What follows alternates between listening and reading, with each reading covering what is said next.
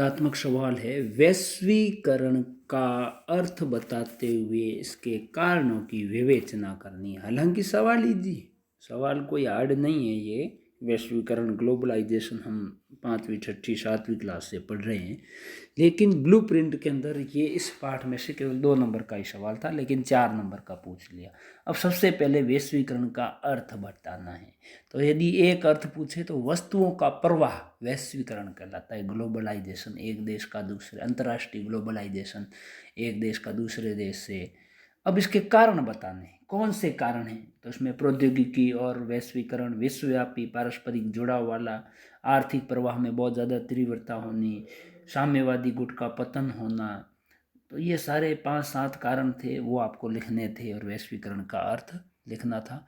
वैश्वीकरण के आर्थिक प्रभाव की विवेचना, आर्थिक प्रभाव में भी लिख सकते हो आपने कौन कौन से वैश्वीकरण से आर्थिक प्रभाव पड़े। वैश्वीकरण के चले पूरी दुनिया वस्तुओं का व्यापार में इजाफा होने लग गया।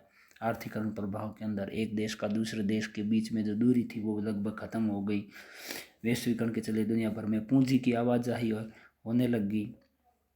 वैश्वीकरण के चलते विचारों को, एक राष्ट्र की सीमाओं को दूसरे राष्ट्र में बाधा नहीं रही। अब आदान प्रदान बहुत ज़्यादा होने लग गया। इंटरनेट और कंप्यूटर जैसी सेवाओं का विस्तार बहुत ज़्यादा होने लग गया। आर्थिक प्रभाव में आप कुछ भी लिख सकते हो। तो ये सवाल हालांकि हार्ड नहीं था, लेकिन बच्चों के पढ़ा हुआ नहीं था इसलिए हार्ड लग गया। अगला सवाल है, भारत में क्षेत्रीय आकांक्षा, अलग राज्य बनाने की मांग आर्थिक विकास और अलगाववाद के रूप में प्रकट हो रही है। इसके विविध उदाहरणों से आपको क्या सबक मिला, इसकी भी विवेचना करनी है। अब इस पाठ में से ये 2 नंबर का पाठ था, इसमें भी 4 नंबर का ये सवाल पूछ लिया। ये सवाल राष्ट्र निर्माण की चुनौतियों में से आने वाला था और केवल उसमें 2 या 3 सवाल थे जो हमने बच्चों ने अच्छी तरह से रिमाइंड याद कर लिए थे, लेकिन वो सवाल आए नहीं। बच्चे को सबसे ज़्यादा निराशा इस प्रश्न से हुई है। लेकिन ये सवाल यदि उस पाठ से तुलना करके देखें तो उस पाठ का कुछ अंश इस सवाल के लिए उपयोगी था।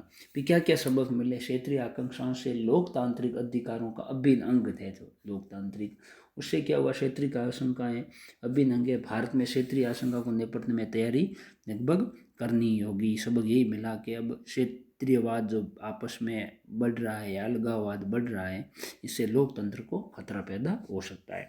क्षेत्रीय आकांक्षाओं के लिए लोकतांत्रिक बातचीत का रास्ता उचित है। दो राज्यों के अंदर, क्षेत्रों के अंदर या 2 विवाद है तो उसके अंदर आपस में बातचीत कर सकते हैं। बातचीत का रास्ता अपनाकर अलगाववाद को कम कर सकते हैं। साझेदारियों को, महत्व को समझना होगा। आर्थिक विकास की प्रक्रियाओं में पिछड़ेपन को प्राथमिकता देनी होगी। इससे क्या होगा, अलगाववाद कम होगा। तो ये सवाल, हालांकि इसकी भाषा थोड़ी क्लिष्ट थी, बाकी सवाल ये भी इजी था ज़्यादा।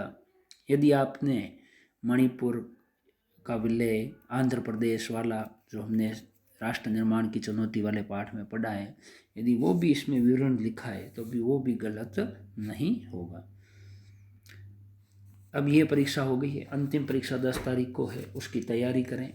जैसा जिसका पेपर हुआ है, किसी को डरने की कोई ज़रूरत नहीं है। पेपर का जो लेवल था उसके अनुसार आपके निश्चित रूप से अच्छे प्रतिशत बनेंगे। शुभ रात्रि।